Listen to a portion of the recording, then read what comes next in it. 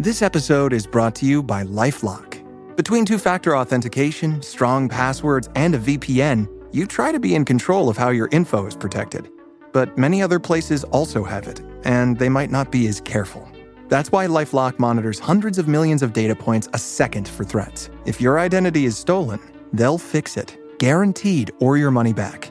Save up to 40% your first year. Visit LifeLock.com/podcast for 40% off. Terms apply. And good morning. We are live on the Falcons Podcast. Everybody should be here, so we don't have to wait on Facebook or X or anybody. We are ready to go. It is Monday morning after a convincing Sunday night Atlanta Falcons win over the Minnesota Vikings.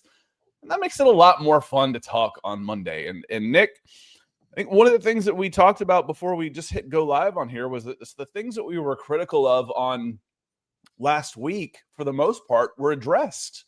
You know, the biggest concerns, that the biggest problem areas we had, and it happened the same last year.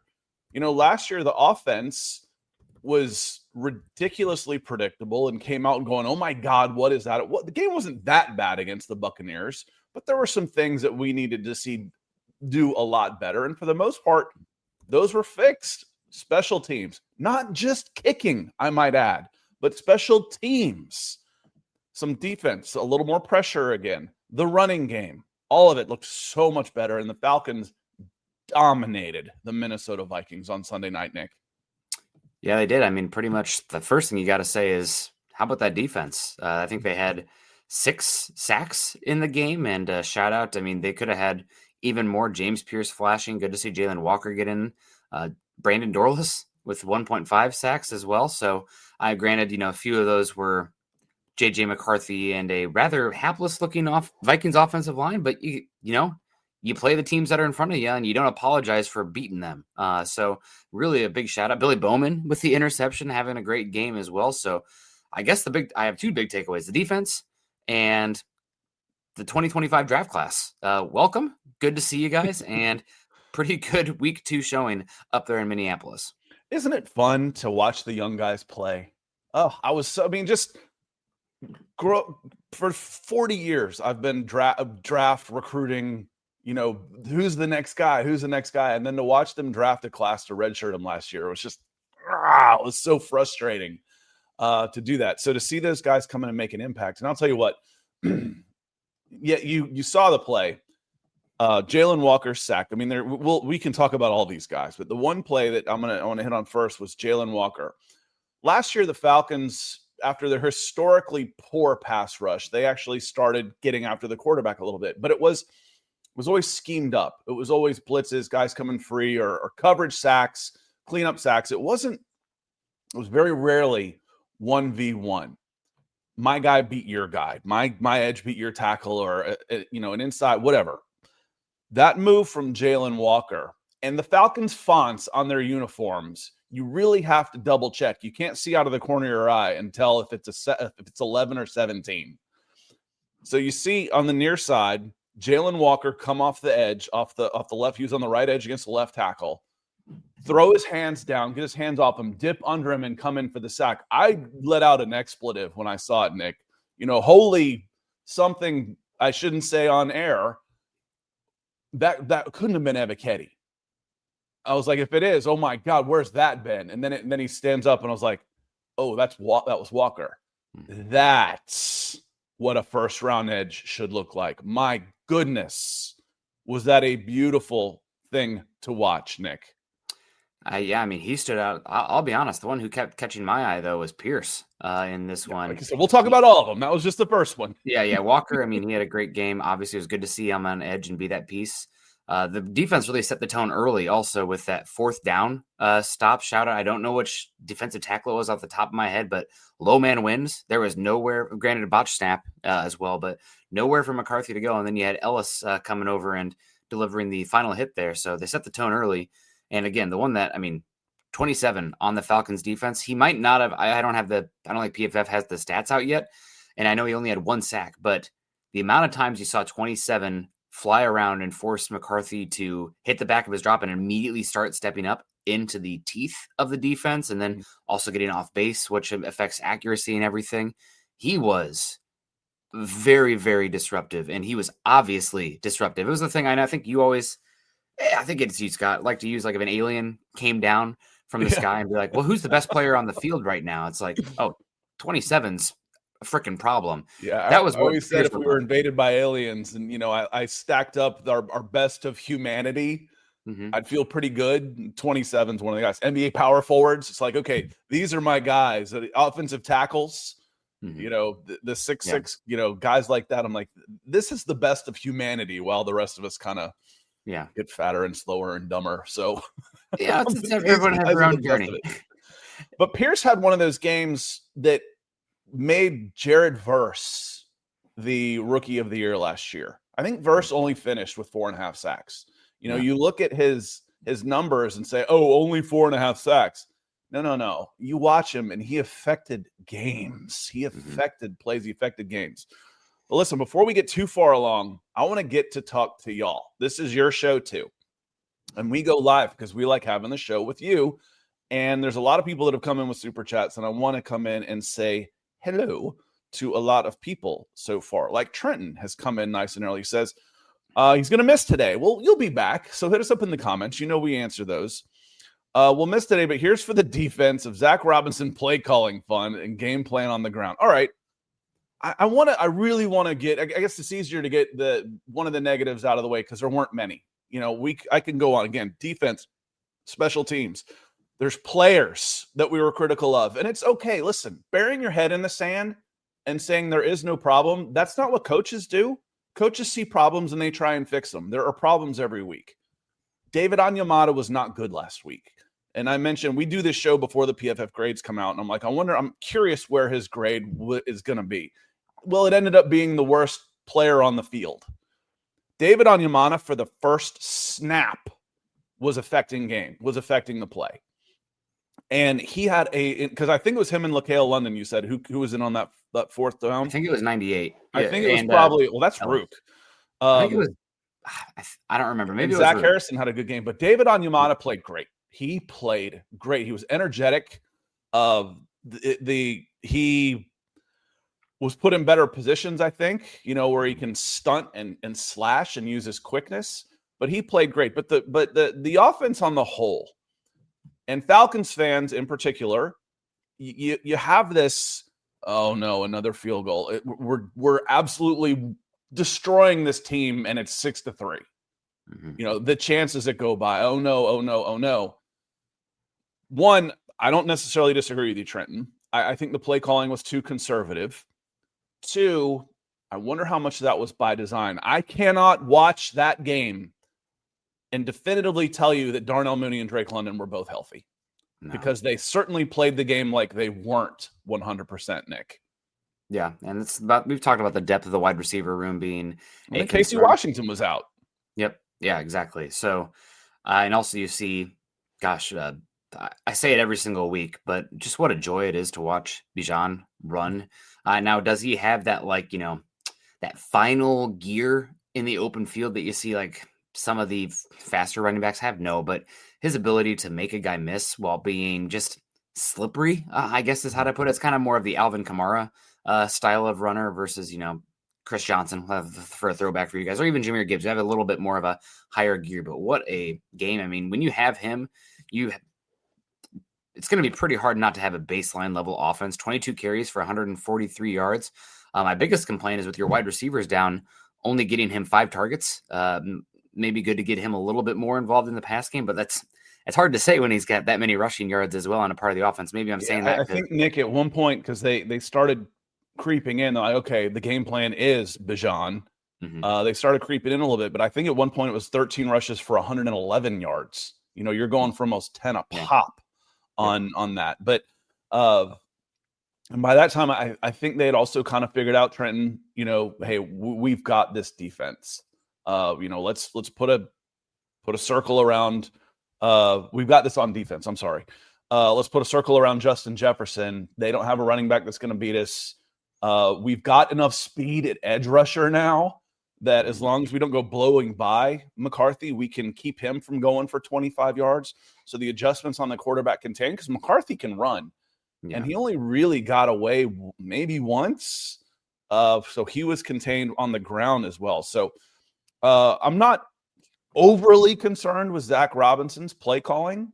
I don't like seeing some of the clerical errors, though. You come out of timeout and the play still comes in at 15 and you run the call down to 1 second. That stuff's got to change. And yes, I know it's noisy, but when you see Michael Penix put his hands over his ears with 15 seconds left on a 40-second play clock, that means you've pissed away 25 seconds of your play clock before even trying to get the play in.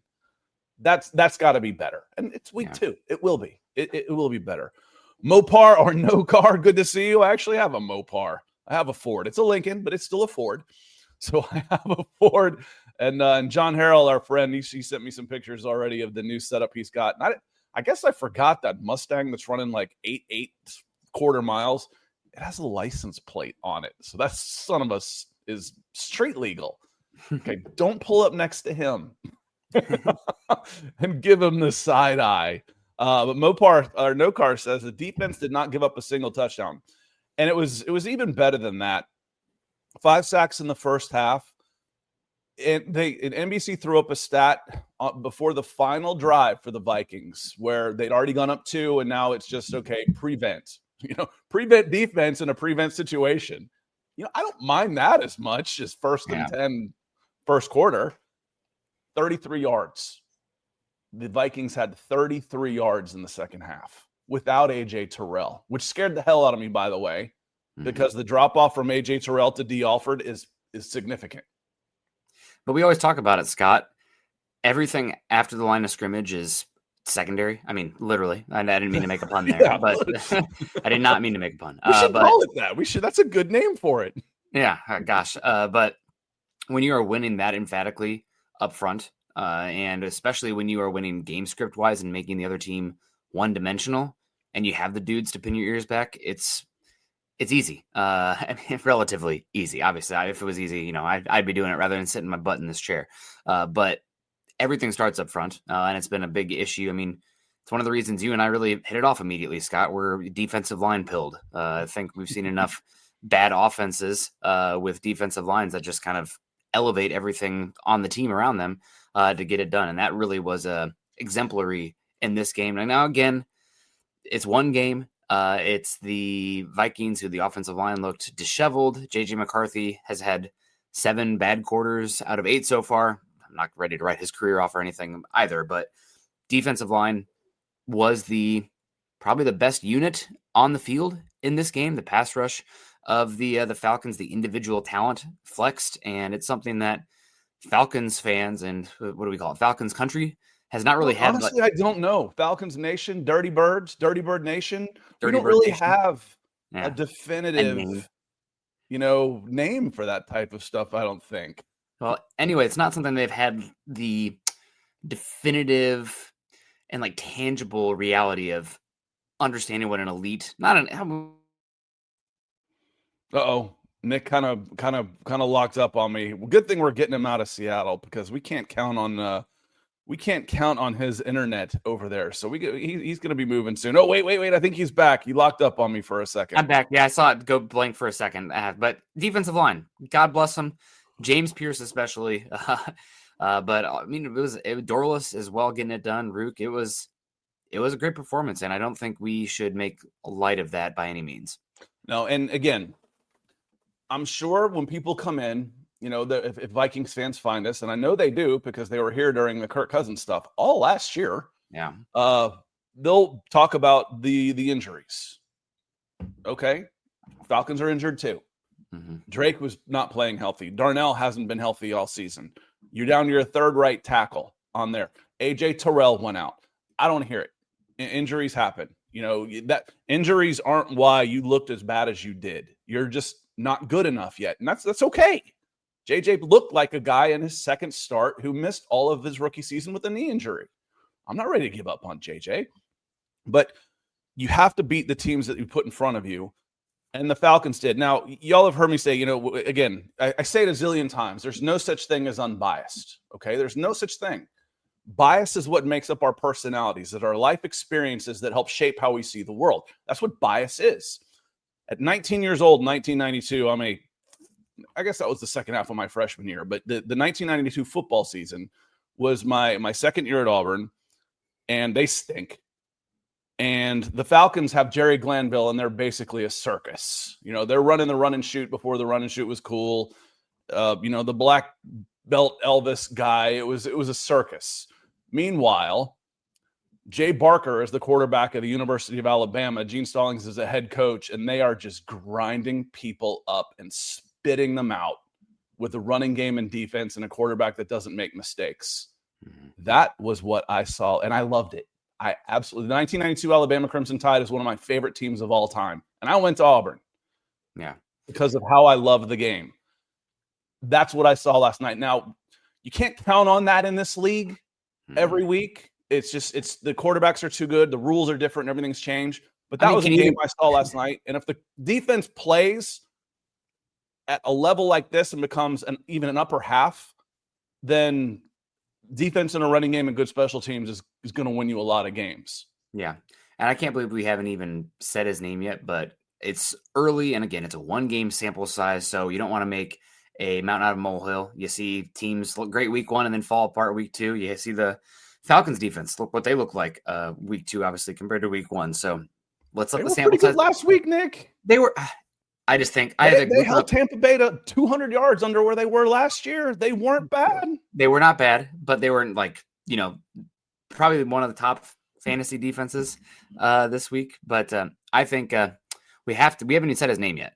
But Jeff Ulbrich, hats off to you. What the defense looks like right now. I mean, they feel like they have teeth. When you watch them, there's joy in their playing as well. And they have become, at least in this matchup, the aggressors. So, I mean, we'll let this sample size accumulate, but we have to give a big shout out to Ulbrich because it does. That felt different than, honestly, I can't even remember a Falcons game that we've been a part of, Scott, that felt like that from the defense. No, I agree. Agree. I feel like before they were trying to just hold on, let's see if we can just limit stuff. And then last year was just awful. When we said, Justin Simmons wasn't any good and Matthew Judon was trash and all these guys. No, everybody was worse last year. Well, if everybody was worse last year and everybody's literally better this year, everybody on the field was better than they played in 2024.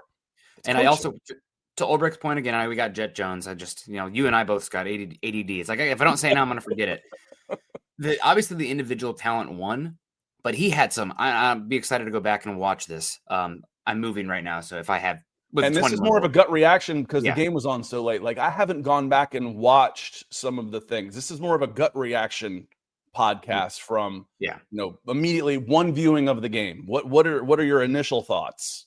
Some of the pressure packages that he had on 3rd and long where different guys were coming from depth. And when you have the fact that you have Ellis and Walker as a chess piece and the twist and Diablo as well. I mean, so I was really excited about that. We got E-Troll says, you guys started early. We're always here at, assuming my alarm wakes up and I wasn't up all night.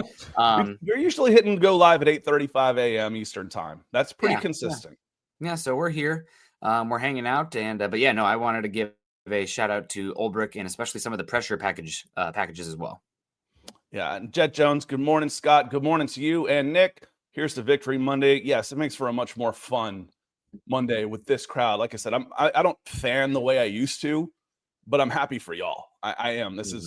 I'm happy for y'all. I'm happy for Atlanta fans when they get a chance to be happy because it doesn't come around nearly as often as it should. That's for sure when it comes to sports. And Craig Elrod says, must be getting close to Halloween. The Grits Blitz has returned from the dead. Yeah, and they're doing it mostly. The Grits Blitz was like send 7 and match up 1v1 on 4 receivers. I mean, they just send the house or, hell, back then they might only have 2 guys in a route. We're going to send 9.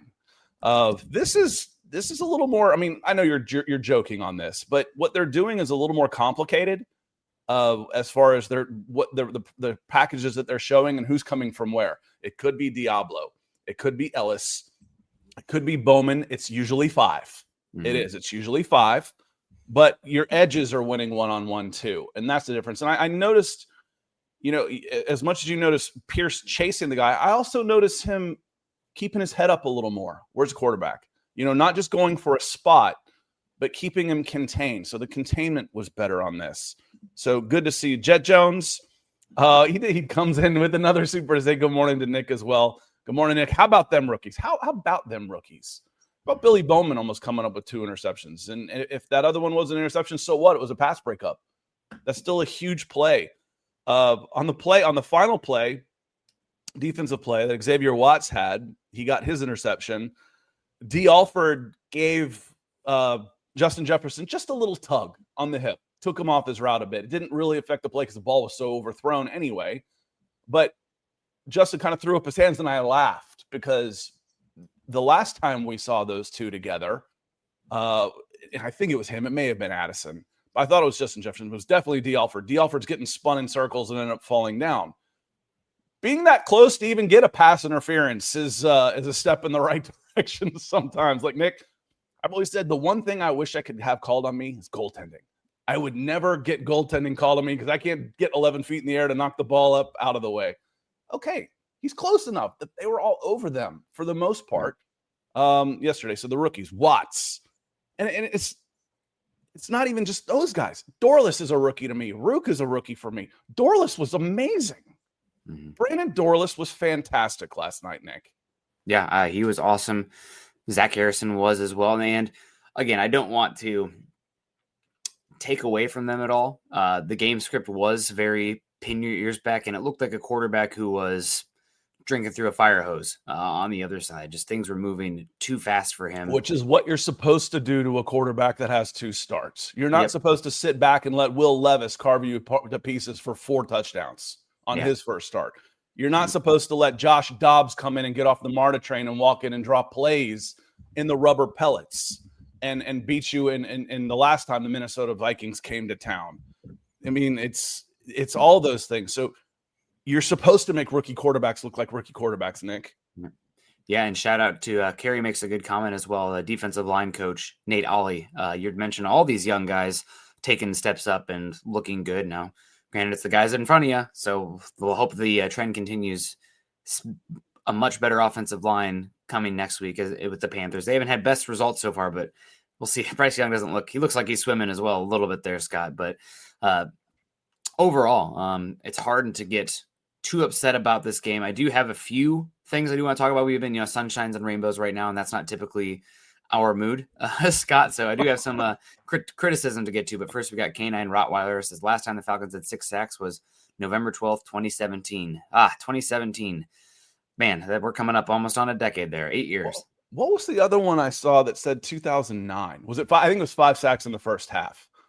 I think it was 5 sacks in the first half since 2009. And I was like, was that the I don't remember his name. Someone in the chat will help me. The poor reserve, right? Adrian Claiborne, the reserve right tackle or left tackle for the Dallas Cowboys was just on a turnstile, gave up 5 or 6 in that game to Adrian Claiborne.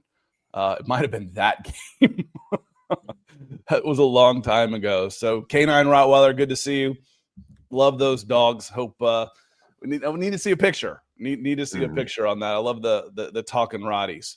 Carrie, great to see you this morning. I know you're having a great morning as well. Good morning, Scott and Nick and Falcons family. That's all, y'all. Happy Victory Monday. Wow, what a defense. Bijan, we're going to change his name again, it sounds like. And we have a kicker, 5 for 5, including a 54-yarder. Rookie class, A+ impact last night. And I want to add on, as I'm doing my grades again, I was critical of, it wasn't just Koo with the special teams that were bad. All of the special teams, not named Bradley Pinion, were terrible last week. All of them were good this week. The starting field position, I bet the Falcons on kickoffs, Nick, I bet they picked up almost 100 yards in field position because of your kick coverage. Between penalties, it felt like Tampa, after a kickoff, was starting about the 38-yard line, 38, 40-yard line. I bet the average starting field position after kickoffs was inside the 20. Well, if I'm kicking off 6 times, there's 20 yards. There's 120 yards of field position. The coverage units. Yeah. Chef's kiss. Amazing. A+. Marquise Williams, special teams units with the field goals, punt coverage, kick coverage, A+. Yeah, battle of attrition on that one, Scott. It's the ground war, land war. So slowly but surely that adds up over time. That's 2 more first downs. That's an explosive play that they have to get to make that up every single time. So over 10, 11 drives, I think that's about what each team had in this game. Another game where the drive counts are lower and lower, Scott. I wonder if that trend's going to continue this season. But yeah, no, that really does make a huge difference in this one. I will say I was a little bit, tight with some of those field goal kicks, especially that first one. I wasn't sure if it went in or not. At the end of the day, you do have Romo go 5 for 5, but we're still on kicker watch. The results are what matter. And he hit that. I think his last one was a 50-yarder, and that one was, I felt like each kick got progressively more accurate and more sure, but I don't think anybody should feel totally settled with the kicker position right now. But it is good to see that, 5 for 5 in a confidence builder for the new guy coming in there. So you did well this week, Roma. We'll see you again next week. Really the only negative I have in this one, Scott, and it's hard to get too negative because you do have a Vikings defense that was top 4 in the league almost in every metric that matters. Team defense last season. They have, his name's escaping me right now, Flores, defensive coordinator, who's one of the top 5-8 defensive coordinators in the league. That was a very good Vikings defense. They were good last week against the Bears? Bears. They were good last week against the Bears. But my only real complaint in this one is, and you touched on it barely, Scott, at the beginning, red zone offense. Mm-hmm. Falcons were moving the ball great. The defense was great in this one. This could have been a 22-point victory. You should have won by a lot. You let them hang around because the Falcons go, I have the stat here, 1 for 5 in the red zone. Now, shout out to your kicker. He did make those ones, so you're not walking away with goose eggs. And that can be really deflating, but you let them hang around. And against a better team, 1 for 5 in the red zone, even with this defensive performance, might not cut it. And frankly, Nick, that one was, we want the ball back. Come on in. You're exactly right. Good context. The one was a Tyler Algier coming in. And I think they got too conservative down there. And again, sometimes I wonder a little bit about, again, Drake London and Darnell Mooney, they didn't look healthy to me. You don't go from 15 targets to 3 because of game planning. No. You go to 3 because you've got problems. Casey Washington was out, which isn't necessarily a huge thing, but now you've got a couple of banged up receivers. You're going to Kyle Pitts. He was really your only threat in the receiving game. Ray McLeod had a good season last year, but he's a good number 3, number 4 option. So I think that played into it. That said, get the ball in, get the play in quicker, be able to check out of things quicker, because you can't do that when you're going to the line with 3 seconds left. Can't check out of plays. You can't audible on stuff. I thought they were too conservative back there, and I thought the execution from play call to snap needs to be better. And again, I'm probably not as harsh as a lot of the comments are, to be honest with you, but I'm not going to just say, okay, Zach Robinson has shown me some good things. I think I'm not calling for anybody's head, for goodness sake. No. And I'm ready to see Darnell and Drake with another week of getting healthy. I think, we haven't seen this whole offense yet. You saw the Falcons have enough weapons that they can spam 1 or 2 of them and be effective on offense. Michael Penix isn't going to be a guy that's going to be throwing the ball inside of 10 yards. That's not his game. But you know what else he didn't do yesterday, Nick, in a game where your defense is dominating? Tell me. He had no turnovers. He didn't turn it over. No. He didn't turn the ball over. The only turnover was a beautiful pass to Drake London, his first target, and Drake fumbled. He got the ball punched out in the open field after getting the first down on like a 2nd or 3rd and 17. So didn't turn the ball over there, but no. Are we completely thrilled with how the offense is playing? No, we're not. We're not. That will improve. That will improve with time together, execution, experience, health, all of those things. Corey comes in with a great question. I love it, Corey. If Storm Norton were healthy tomorrow, would he start? Now, let's just assume, he's been healthy and he doesn't need a ramp-up period, because he's gonna. So if he's 100%, would 100% Storm Norton start right now? Probably. I think Eli Wilkinson's done a good job, but probably. And frankly, Nick, if we want to talk about the one guy I think he was better in the run game, but he was still not good. Jonathan Allen had his way with him this week. Clancy had his way with him last week. I think right now your biggest liability on the offensive line so far through 2 games has been Matthew Bergeron. I don't think Bergeron has played very well, Nick, so far this season. Yeah, I have not pinned down on the rewatch on individual offensive line matchups, but I feel like him and the center position, sometimes it's in tandem with the run game, but there's been a few times when they've been problematic. Right now, I do think, though, if Storm was healthy, he would start. Maybe you talk about Wilkinson at left guard at that point if you continue to see struggles with Bergeron. But right now, I mean, the offensive line looked pretty well. I mean, you did have 3 sacks in this one. It did feel like all the sacks were coverage sacks. I'd be curious. I agree. Again, that's why you have 0 interceptions, too. Yeah. Yep. You didn't force it, which you'd rather have, obviously, the sack every time. Rather have him get rid of the football or find your check down. But again, I felt like at least 2 of them really stand out as coverage sacks to me, 2 of the 3. But overall, I mean, the offense, it's hard to get too upset in this one, especially when you run the ball as effectively as you did. Talk about, and that's another big difference of last week. You talk about the defense. Defense was fine last week. Igbuka, I need him to score me a lot of points today. So I'm cheering against the Buccaneers, but a big Igbuka game for my fantasy teams. I have him in both my teams.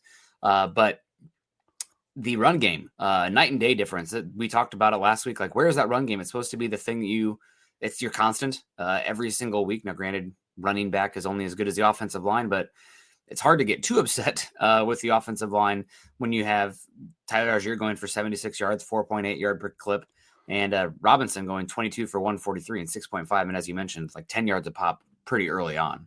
Offensive personnel, Corey, talking about Storm. With offensive personnel, how do we help Eli Wilkinson and Storm Norton and Caleb McGarry, for that matter? How do we help improve the running game? Personnel wise, Nick. Personnel wise? Yeah. I don't know. Charlie Warner. Okay. Yeah. Charlie Warner last week was 42% of the snaps. I said, going through again, this is, I don't always have time. Today, this is more of a gut reaction, but I did have time. The box scores are out. The snap counts are out. When I went through this last week, I went, Charlie Warner was only in on 42% of your freaking snaps last week. He needs to be in the hip pocket of your right tackle. You wonder why you can't run the damn ball. One of the best blockers in football. You know what his snap count percentage was last night, Nick? 78. 85%. 85%. Charlie Warner is one of the unsung heroes of this Atlanta Falcons offense. And they lined up, again, about being too conservative. Talk about, the pistol in 3rd and inches. When you just need when you have to get 1 yard, they're lining up in the pistol. Well, they didn't yesterday, okay? The first time they did it and they went for it, they lined up. Actually, Algier was the up back. He was a fullback, and Bijan was a tailback. They handed it short to Tyler, and Tyler burst through. Second time, Tyler's in the back. Charlie Warner's at fullback. They handed it to Tyler. Tyler burst through. The third time they did this, it was a little bit longer. It was about 2 yards, and they're still lining up with Warner, and they're still lining up with Tyler. That would have been an ideal time for play action. You're 2 for 2. You've been running the ball. That would have been a good time for play action. So, again, the corrections, it's – and I feel like sometimes this isn't being done in real time, but from week to week, if I can't run the ball, why is Charlie Warner getting only 40% of my snaps? Yeah. Oh, wow. So they fix that. They fix that. Charlie needs to be out there. Rio, great to see you. Love that picture. He says, honestly, the entire rookie squad should receive Defensive Player of the Week. Let's push it to the league office. As far as, rookie, if they do a rookie, Defensive Rookie of the Week, how do you choose between Pierce, Walker, Bowman, and Watts? I mean, I might go Bowman. I might go Bowman number 1. I need to see what the pressure numbers are, but I probably go Pierce off the top of my head, but I'm a sucker for defensive linemen. Bowman had a good game as well. If he came away with that one, the Hawkinson, that obviously bounced off the ground, then we're talking about it. And he had a good game, no doubt. But for me, I think it's Pierce. And the reason I probably go Pierce too is I'm so scouting pilled that like what's translatable week to week. What I saw from Pierce is, I think, something you can bet on going forward. So I want to see what the pressure numbers look like as well. But Pierce is the one. I mean, if you recall, Scott, when we did our very first draft show, it was who did the Falcons go with pick 15 or 16 or whatever they had? I think they might not even had the pick yet, but they were in that range. I'm like, they need pass rush, and he's probably the best pure pass rusher in this draft. And obviously, there's some stuff in the background. We talked about that. Obviously, you see him fall and whatever with that, but he looks like a top 10 caliber pass rusher. You want to see it become a little bit more varied in some of his moves. Now, some of that might be the game plan of keeping McCarthy contained. Keep him a quarterback. Don't let him be an athlete. But man, it looked like something you're going to expect going forward from him in this game. Real quick on this, I want to let y'all know, and Rio, thank you so much for the stars over on Facebook. I want to remind y'all, and I put it for y'all watching on YouTube, and there are a bunch of you, so welcome in. Appreciate you being here. As this channel has grown, we have launched memberships on the channel. So one of the ways that you can support the Falcons podcast and support what we do is through the membership. There is a link on the description. I'm also going to drop it in the chat. So there's certain things I'm going to start doing some reaction videos, some shorts, that type of stuff, where I might not go live, but it'll be members only, just hot takes, real quick. I just fire up a camera and say, this just happened. This is what I think. So special stuff for you. And also, obviously to be able to help us out is just huge. So I want to say thank you to a couple of our people who've just signed up early. I mentioned Marcus Cook and Brian Anthony. 10 Tango signed up last week. And then Ryan Thompson over the weekend, he became a perch member. That was the $7.99. I called it the nest and the perch for our members. So thank you to y'all for helping us out. And I did put the link in the chat over on YouTube and Facebook, folks. If you wanted to, you can have it. But just again, thanks again to help us keep doing what we are doing, which is answering questions like Dwan Freeman. He says, good morning. The rookies perform like something out of a movie. Romo rocks. A little red zone play action and we'll be dangerous. You're speaking our language. Now I feel like I read ahead and I'm just stealing all Dwan's stuff here. Now, I obviously I agree with you because I just said it was some of the play action in there. The defense was dominating. Your receivers are beat up. They went conservative and they were running the ball well. And your kicker's making kicks. And you're covering on special teams. They went conservative. Was it too conservative? Well, not for last night. It wasn't. Do I want to see better? Do I want to see better execution in the red zone moving forward? Absolutely. You can't. You're not going to be able to beat the teams you want to beat playing like that in the red zone. It's got to get better. It does. But it was definitely good enough for last night's, all things considered, that I just mentioned, Nick. Yeah. Yep. The one thing I kind of raised my eyebrows at a little bit is Romo rocks. The end of the day, it made it, but there was a few that, little tense. Nick, just stop. He was 5 for 5 kicking for his hometown team for the first time in the Minnesota place where he kicked last year. Do it again. Let's see it again. No, I'm not willing to anoint him, but let's give the kid some credit. No, absolutely, we do. For going out and executing. And the point, and again, there's no reason to have a week-to-week competition. They got 3 kickers on the roster. You're not going to have a week-to-week competition. Rip the Band-Aid off, y'all. Get it done. Even if he's not. Here's a hot take. Here's a news flash. Romo's going to miss a kick. Yeah. Yeah. He's going to miss one. I still don't want to see Younghoe Koo back out there. I want to see, where I want to see Younghoe Koo? I want to see Younghoe Koo, who used to torture the Saints, go back and get a tryout with Sean Payton because they've got some kicking questions of their own. Yeah, fresh start. He could be a Pro Bowl kicker again, but he needs a fresh start. He needs to clear his head because it's all in his head now, and it's not going to change in Atlanta. No, I'm not saying go back to Koo either, but that you have 2 more games, 3 more games until your bye. I think you have a week. It's an early bye. Is it like a week 5 bye? I think you have a week 5 bye. Super early this year. It's week 5. So it's at Panthers, Washington, bye. Yeah, crazy. So you got 2 more games here before. Obviously, he's should get that, and we'll see if Koo is still on the team come the end of the show even. But we do have Dwan Freeman says, sorry for the typos. I haven't slept. Rise up. Rise up. I don't know if that was a joke, but I do love it. I'll tell you, Dwan, I slept like a baby last night. Sometimes I get a little stressed. I'm like, all right, what am I talking about? I'm like planning my show and as I'm trying to go to sleep. Last night I was like, oh, this is going to be an easy show. This is going to be an easy one. This is going to be an easy game.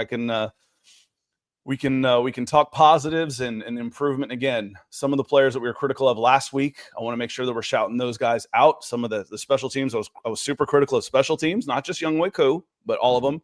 A+ on special teams. David Onyemata played really, really well. Matthew Bergeron, I think he improved, but I don't think he's playing his best ball yet. Again, that's not being a hater. I think Matthew Bergeron, just like coaches, would expect more from himself. Mm-hmm. And I would think if you asked him, not maybe with a camera on his face, but no, I'm not playing my best ball yet, and I will. My friend texted me on that one sack. It was a stunt that the Vikings had where Bergeron comes underneath, the stunt goes over the top, and Matthews is left there to block nobody. Well, the way the two have been playing, I'd say that was probably on Bergeron. He's supposed to turn his guy loose, shuffle back to the right, and pick up the guy stunning into the middle. Instead, he comes untouched. But then as they're putting the game away, I watch him just bury his dude on block and play. So it's there. We know Bergeron can play, but he hasn't played his best ball yet.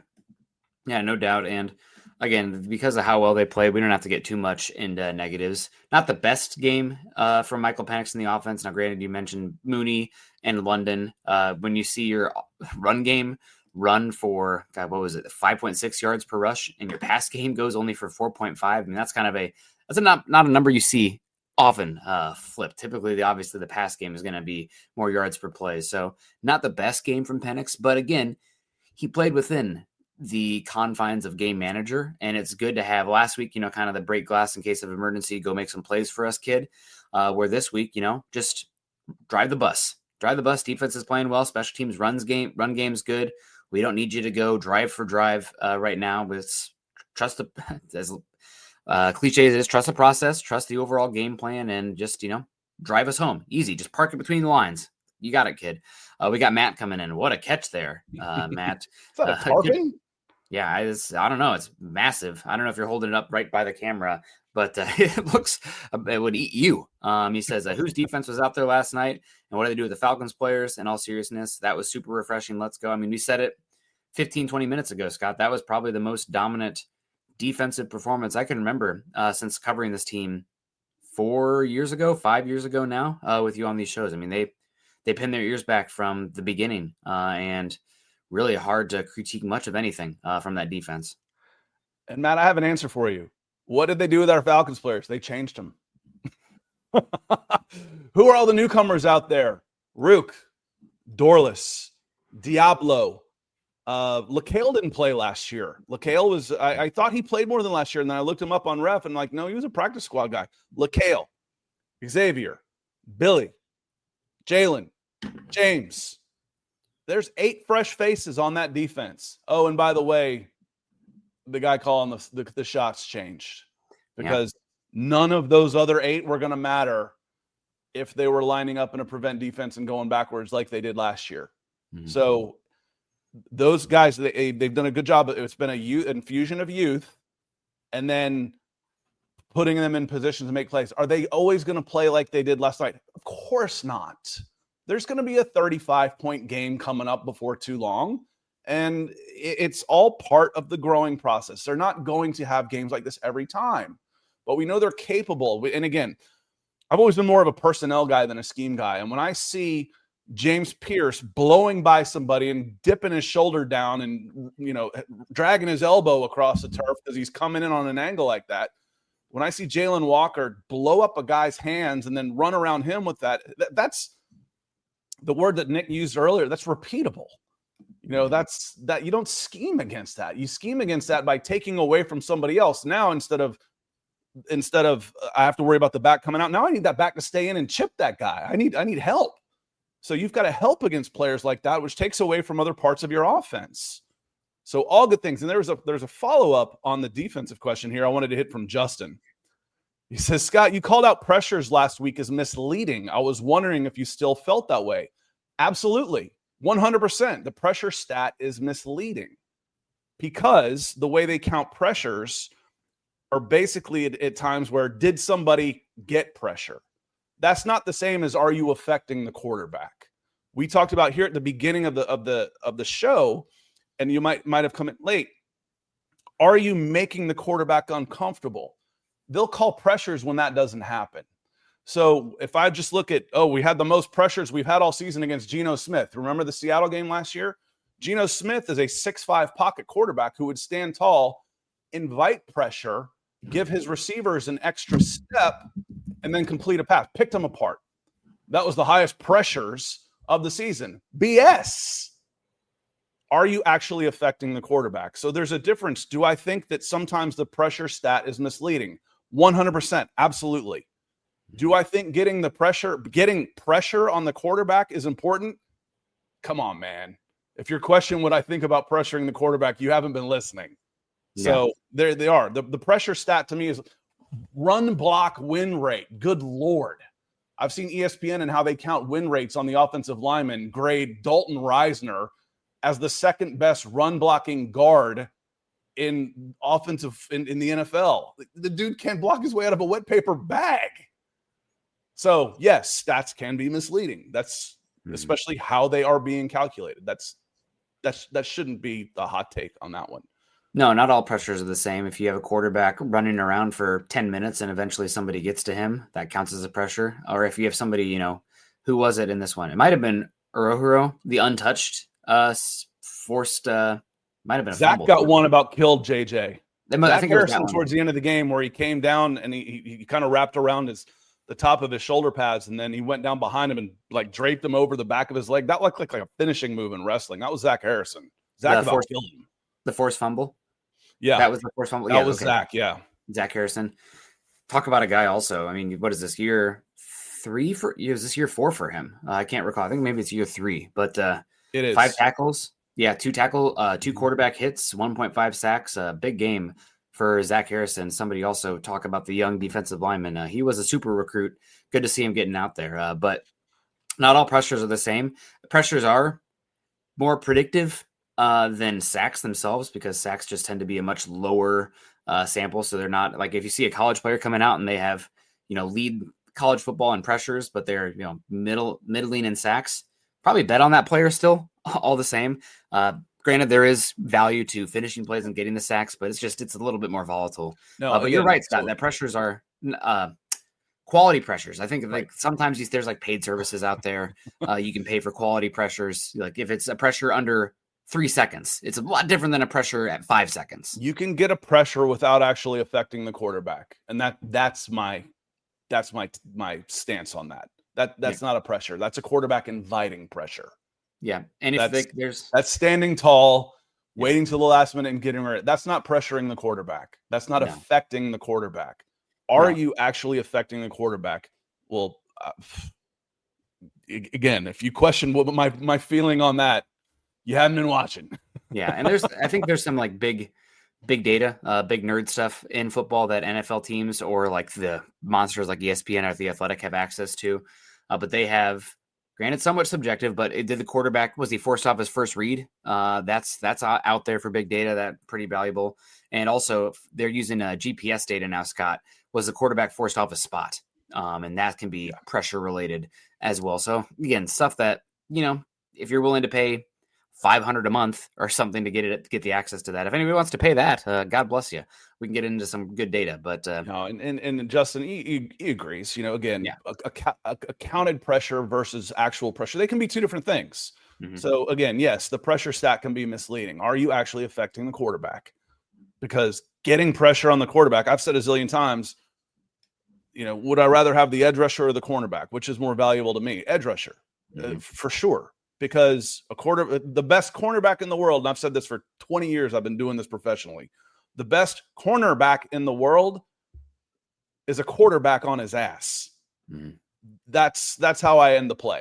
So I've talked about a lot this season too, Scott. Coming back to the defensive line of the Falcons and AJ Terrell being out, I don't know. I think it was Kevin Clark, and he was on the Mina Kimes podcast, but he was quoting a Eagles executive saying that the offensive line and defensive line in the trenches are the first question in the logic process. And if you have a stalemate there, then it goes on to your linebackers, your secondary, your wide receivers.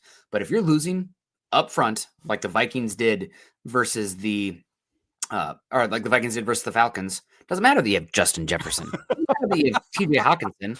Your quarterback's not getting time to get the ball there. Well, so while I roll my eyes with the Vic Fangio genius stuff, I'm like, oh wow, pressure with 4 guys and drop 7 into coverage. Boy, that's genius. And that's an exaggeration, of course. Yeah. The simplification of this is if I win up front, I win. Mm-hmm. Trenches. Jason, Oblivion Empire is a new member. Welcome to the Falcons podcast. You've been here for a long time, so another OG joining as a member and supporting the show. It's a great way. Thank you, my friend. And probably what I ended up doing, I do enough like Senior Bowl stuff that if someone wants to join and support, I was like, they might not like a little bird as their avatar to show that they're a member. And I'm like, wait a minute. The 99% of the people that are going to become members of this channel are going to be for the Falcons podcast. So I'm going to change your little avatars. You're going to get little birds as members on this. And Trent says he's going to join, and he agrees. He says Bergeron wasn't great. He wasn't. Again, that's not being a hater. We're going to go. We've given everybody their plaudits, and frankly, I don't think Matthews has been that great this year either. The left side, and part of it, they work in tandem. But I think Newsel across to Lindstrom to Wilkinson has been fine.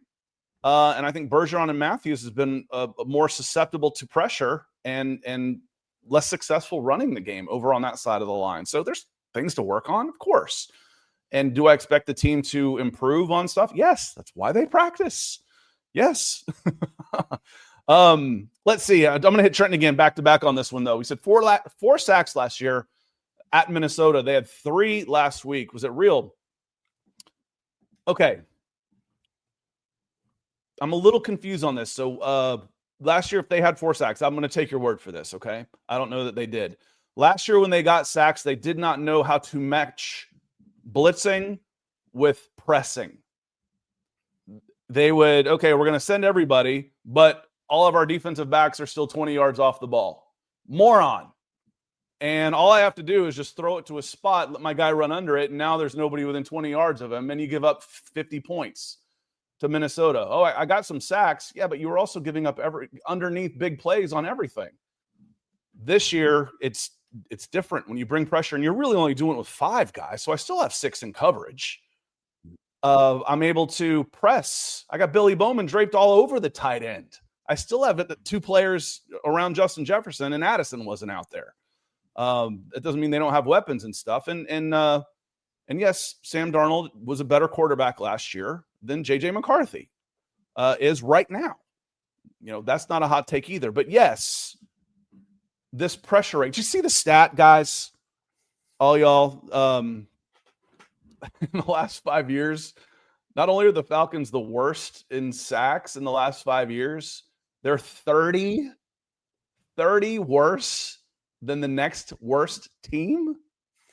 That's unbelievable, man. Maybe we can dig into that this year.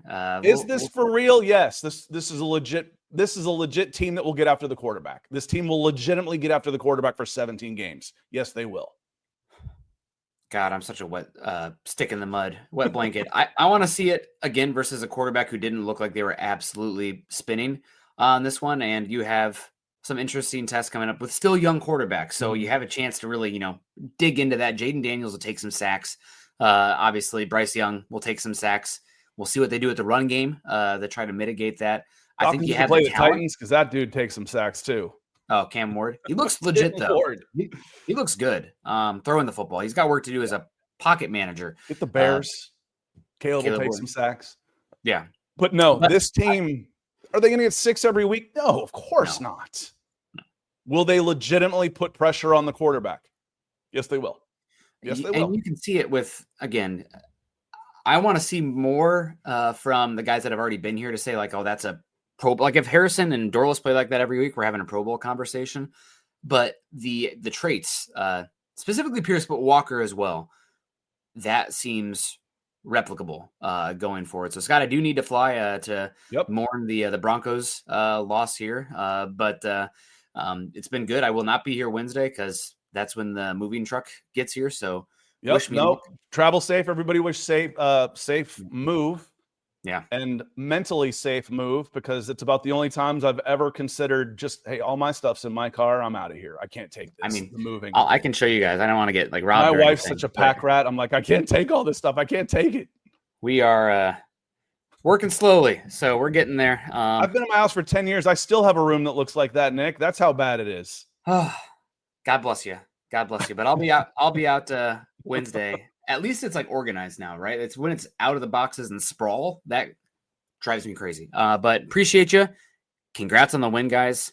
I mean, was the offense, a blast to watch? The red zone stuff's frustrating, but man, if the defense plays like that, the special teams plays like that, this is a playoff caliber team. We won't go too far. It's a one game. But find the next gen targets and tell me where to find those. I want to see them. I want to see Michael Penix's targets. The spray chart. Yeah, the spray chart, because it's got to be. I don't remember a pass traveling more than 15 yards in the air the whole game. I will find it for you. Yeah, Matt Van, is that Holland now? I mean, Eddie Van Halen changed my life. See you, Nick. Well, travel safe. I'll talk to you later. Peace. Eddie Van Halen changed my life. So, did Penix take any deep shots? No, I don't remember the ball traveling more than 15 yards downfield in there the whole game. Again, it gets back to, is Drake healthy? Is Darnell healthy? There's no way. There's just no way they were now, and that's part of it. And then you could handle this, and then you trust your defense. And your special teams were playing lights out. So. They were conservative. Was it the right way to play the game last night? Not every call, of course not. But yes, it was. Glock says, do you think Cousins could still dealt to Cincinnati? Could they afford him? They could figure something out, but no, I don't think so. Jake Browning is a pretty highly paid backup quarterback, and he has done a really good job for them in the past. So I don't expect them to do anything other than sign maybe another number 2. I don't think and this isn't just a Cousins conversation. But I think that they're happy with Browning, especially for 4 to 6 weeks on that one. So no, I don't expect that. Let me see. I want to go through some of the Jimmy, good to see you here. As I'm going through, y'all have been killing it on supers. I want to catch up with some of our regulars too. And so if I see some new faces, saying hello. He says the stats they put on screen last night was wild. Yes, it was. 33 yards in the second half before that final drive where they probably got a few and then still threw an interception at the end. Still a bit worried about the offense. Yeah, you should be. And I'm still worried about the defense. Did you want to come back in, Nick? Just nod your head if you want to come back in. Okay. Type it in there and I'll check it out here. Nick just popped back in our little backstage area where I can see him. You're worried about everything. I'm worried about how are you going to play with AJ Terrell out? You were able to mask it, but now I can game plan for him being out, and that makes me nervous. Comment section, there it is. Okay, for the next gen spray chart. Okay, well we've got this now. So let me click on this, and I might be able to show you, and we won't just say I call it seat of the pants analytics. Thank you, Nick. Nick went and got this for us real quick. Let me bring in the spray chart. I'm going to share my screen real quick. And let's see if this comes in. Okay. Let me hide that comment so we can see. Sorry, that's why I have a producer. Yeah, the farthest one downfield was 21 yards. And it was incomplete. So the only completion, I think there was one to Kyle Pitts at 15 and there was one to Drake at 14. Other than that, there was no completion farther. They didn't complete a pass farther than 15 yards down the field. And that's what my memory told me. I like I said, I call it seat of the pants analytics. They didn't even attempt a ball farther than 20 yards downfield. And the one down on the sideline was 20, and then one was 18 to the deep shot. So they absolutely went conservative on this. Is this what we can expect to see from Michael Penix? No. Just no way. Michael Penix wants to hunt. But you know what else you don't see in there? You don't see any red. You don't see any reds for an interception. So take care of the ball. Got a pretty good feel that we can handle this team. Special teams, making the field goals. Let's not lose it. How many times do we say that about Marcus Mariota or really about Desmond Ridder? Just don't lose it. Don't lose the game. Well, that was the game that Michael Penix played last night. We've seen him go out there and throw, I'm a number 1 overall pick with a cannon for an arm passes and been spectacular. And the game management has cost them the game. This was different. So thank you. That was awesome. Thank you, Nick, for coming back in and doing that. Let me see. Someone else has popped back in here. Trenton has gone and signed back up. He's become a YouTube member. Welcome to the nest or the perch. Thank you, my friend. I certainly appreciate it for the support of the show. And again, if you want to do that as well, there's a link in the description of if you're watching on YouTube. Troy says it's going to be a fun year. And that was the one thing I promised. It's 1-1. The team is 1-1. I don't know how this season's going to go. I think I predicted 10-7, somewhere in that. And I was a little more worried about that, obviously, after the first week with some of the injuries. But the one thing that I did promise is this team's going to be more fun to watch. They lost the game they probably should have won in week 1. And by God, that was an entertaining game. It was a fun game to watch. Last night, attacking defense. The offense didn't attack, but the defense did.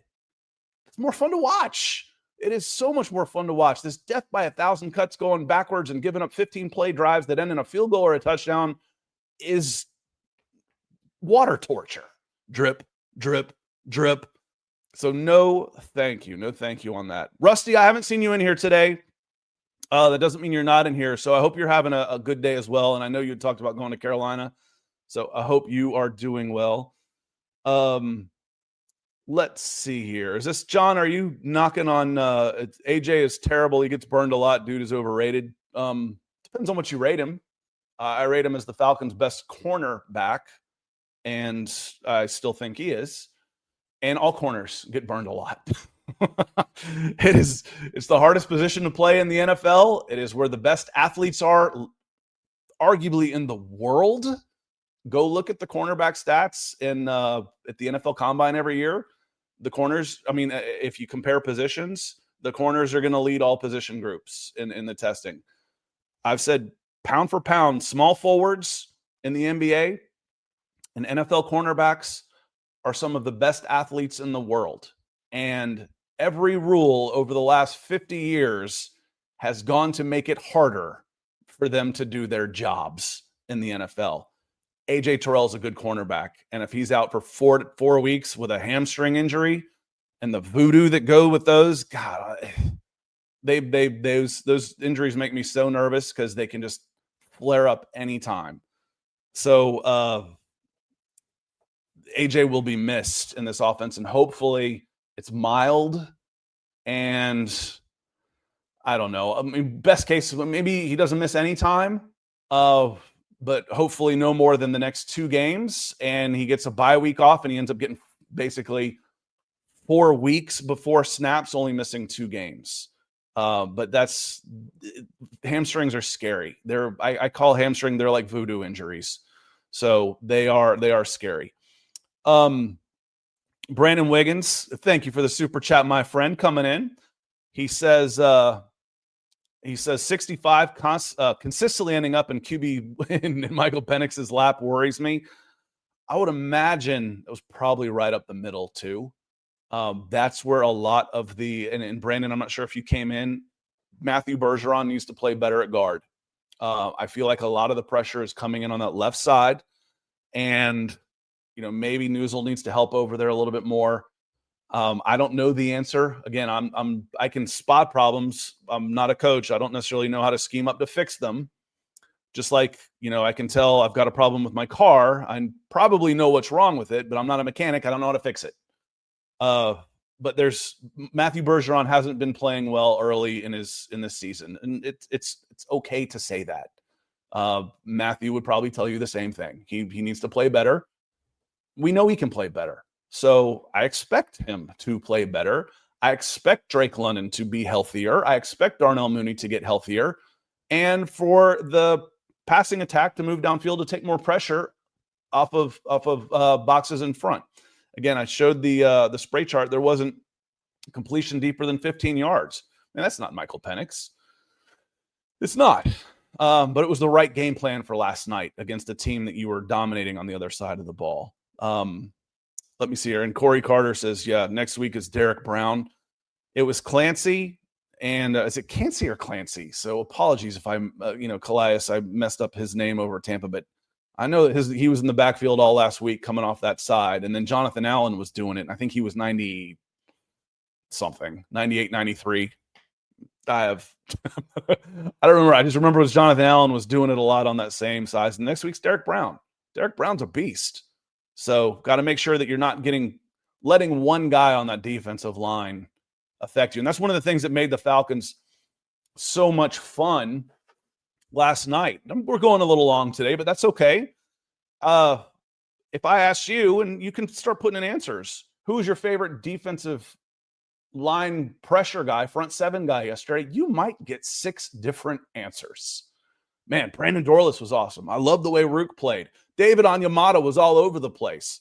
Man, LaCale got a great push when he was in there. Zach Harrison, are you kidding me? We talked about him as being a breakout player, and he's going in and getting pressure and comes up with a key sack at the end. Jalen Walker, James Pierce. You know who else I saw out there in the second quarter? D'Angelo Malone was taking some snaps as well. We've gone 65 minutes and not even mentioned how well Leonard Floyd played.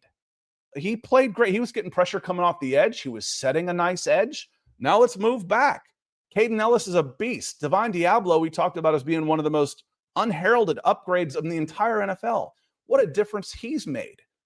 So Derek Brown is a beast, but don't let him beat you. Make somebody else do it. Right now, what was fun about the game last night and what's been fun about the first 2 weeks, there's multiple guys on that defense. And again, what a difference it makes from one defensive coordinator to the next. And then the personnel upgrades by going with youth and investing, not just going with youth, investing in youth.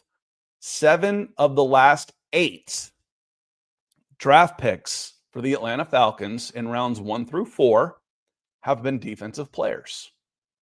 I think all 7 of those guys showed up with the exception of Braylon Trice, who's injured last night. So 6 of those guys all made impact plays yesterday. Investing. Yes, I'm here for that. Let me see here. Let's see here. Shrey, good question. And that feels like a new name. So hope you're doing well. Said, did you pick the Falcons to win this game, Scott? I don't think I actually ever officially made a prediction. Last week, someone asked me, do you have faith that the Falcons can go up to Minnesota and win this game? And I said, faith and Falcons for me is probably 2 words that don't really go that well. If you ask a Gen X Falcons fan, faith, it just isn't going to work. The younger people who grew up in the 2000s, it's been different. You had a nice stretch of games. My ages 7 through 17 were the 80s, and the Falcons had 1 winning season. Again, bias. We're all biased. I grew up watching the Falcons be bad. I'm cynical. Though I said I liked their chances better in Minnesota than I did of them going to Philly last year. And I almost tweeted this out yesterday after watching the early games and watching, who was it? It was Detroit. Detroit hung 52 on the Chicago Bears. The Bears have given up 73 points in their last 5 quarters, including the 21 to the Minnesota Vikings. I tell you what, I felt pretty damn good about the Falcons going against that beat-up Minnesota Vikings defense, and the Falcons defense being able to slow down a team that showed a flash against a god-awful Bears defense. So I felt pretty good about the game by the time kickoff came around. I did. And I'll tell you what, I feel pretty good about the game going to Carolina too. Falcons can win on the road. Carolina's not nearly as hostile an environment as Minnesota. No offense to Carolina fans, but Minnesota is one of the best environments in the NFL. And the rebirth of Bryce Young was premature. There's still big questions around him. So all of those things. Oh, man, Big Low is here too. Great to see you. Hope you are doing well. And I said, who was your favorite guy up front? We might get 6 different answers. I got Rook. I got Zach. Bowman wasn't back 7, but he was, I was talking about guys up front. But Bowman was awesome. Divine Diablo. All good things. Diablo here. AK again. And it took me a while I didn't even mention AK. Those guys. And Terry says, clearly Ulbrich is an upgrade over Jimmy Lake. I said all year the Falcons will get better just because they couldn't get worse. I am an emotional person of believe it or not. And I'm emotional and logical at the same time. And sometimes I need to take a deep breath. But I will say things like, that's the worst defensive coach team I've ever seen at a high level of football in 40, how old am I now? 40-something years of watching college and NFL football. It was the worst coach defensive team I've personally ever watched. That means it's the worst one ever. No. Wasn't the worst defense I've ever seen because they had some pretty good players that would mask some of the problems. This defense was going to be better simply by removing that guy. By not letting him call the shots. Well, it's Raheem Morris's defense. No, Raheem delegated too much. He did, and it took him a long time, and the Falcons was basically the season was lost on that. He'd lost the defense by the time he had taken over, which was about after the bye week. Tommy says, Drake London's production, he's got the Eagles on there. Is that like a high school, though, or Philly, or are you just or are you a fantasy guy who've come in? Either one's okay. But this run-heavy approach mixed with Penix's inaccuracy is going to ruin a ceiling. Penix's inaccuracy has been okay. I feel like you probably are a fantasy guy who hasn't necessarily watched all the games. Has any Falcons fans worried about Michael Penix's accuracy? Probably not. Tommy, this one is more about Tampa. Drake London has absolutely killed Tampa Bay. Killed them. Like 4 of his 5 best games in his career have been against Tampa Bay. They shut him down a little bit. They still spam targets to him, and that's not the most effective. And in this game, Tommy, Drake was hurt. He didn't practice. He hurt his ribs in that game. Still almost had a touchdown last week, but he was hurt.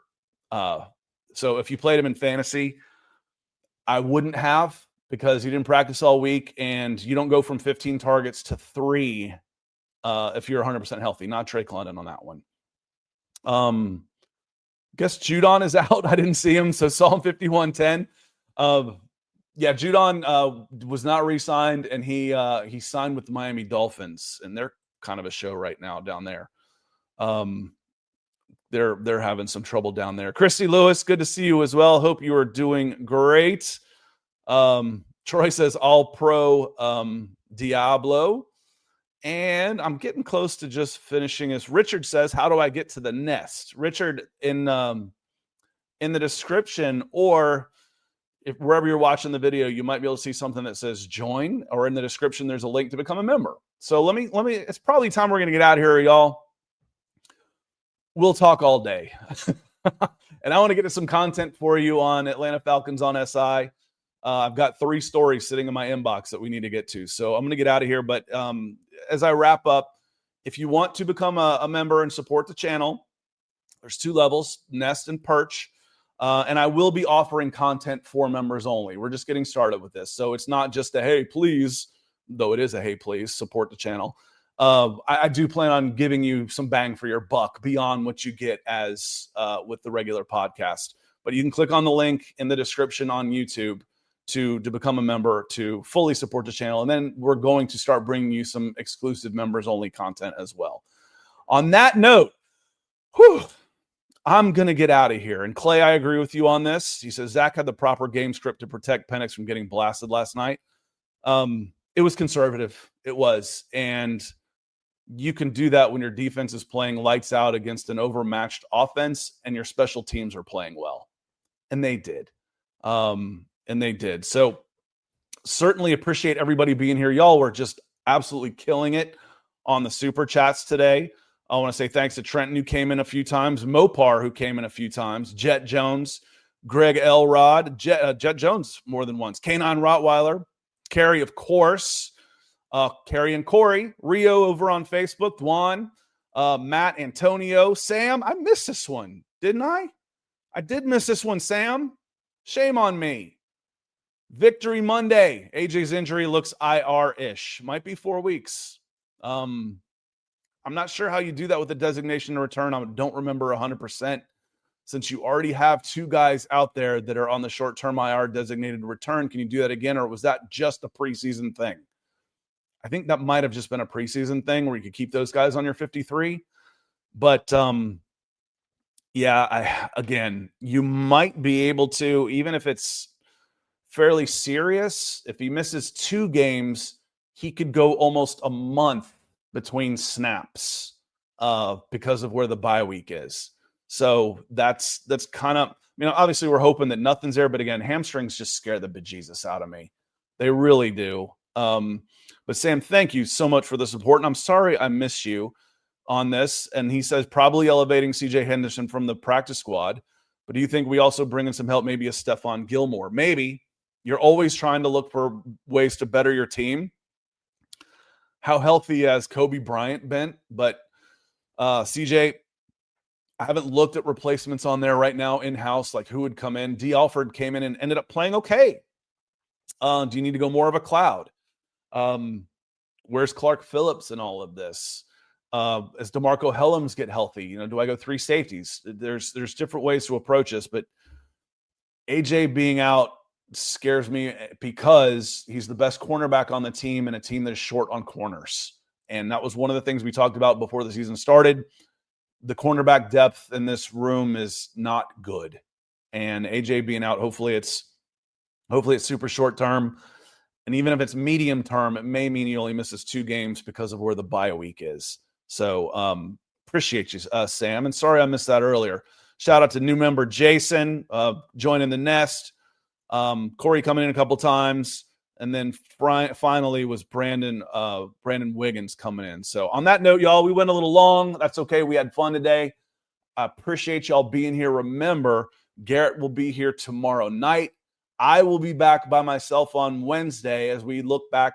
I'll take another look at this game, but then we'll move forward. We'll start talking about Carolina and where things go. And we'll have some more news by then on some of the banged up Falcons, including AJ Terrell. Thanks for being here, everybody. I hope y'all have a great rest of your day. We'll see you on Wednesday.